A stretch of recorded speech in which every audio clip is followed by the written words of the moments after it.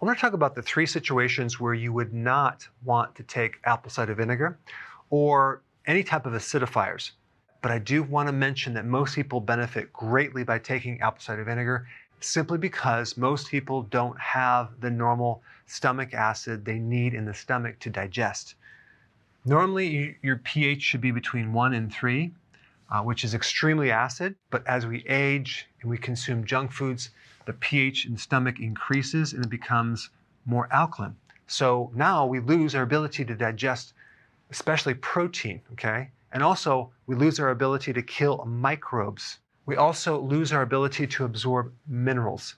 And if we can't digest protein fully, it ends up undigested, lower in the digestive tract, and then you get all sorts of bloating and problems. But there are 3 main situations that you would want to avoid adding vinegar to your diet.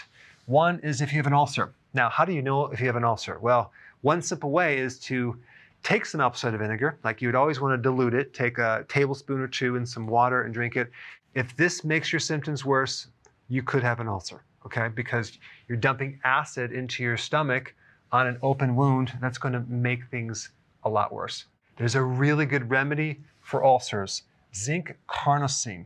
You take 50 milligrams 3 times a day, works like a charm. Take this dosage for a month, and then you can reduce it with a blend of all of the trace minerals, because anytime you take one trace mineral without all of the trace minerals, you can throw things out of balance. Another thing to help ulcers would be to take chlorophyll, okay?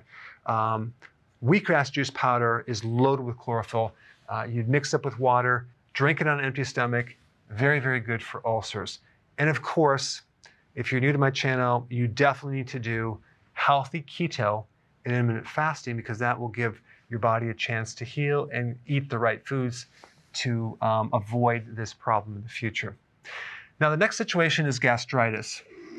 This is a situation where the stomach is inflamed and you're getting like a sour regurgitation of acid that comes up through the esophagus.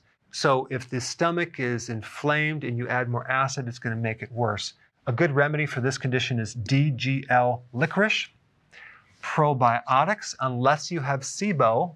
If you're not familiar with this, I put a video down below to learn more about it. And it wouldn't hurt to take zinc carnosine for this condition as well. In addition to that, marshmallow root is also good for gastritis. And the other condition is called Zollinger-Ellison syndrome, where you have a tumor, which is usually around the pancreas, or it could be in the small intestine, that is causing a greatly increased production of gastric acid, which is causing an ulcer.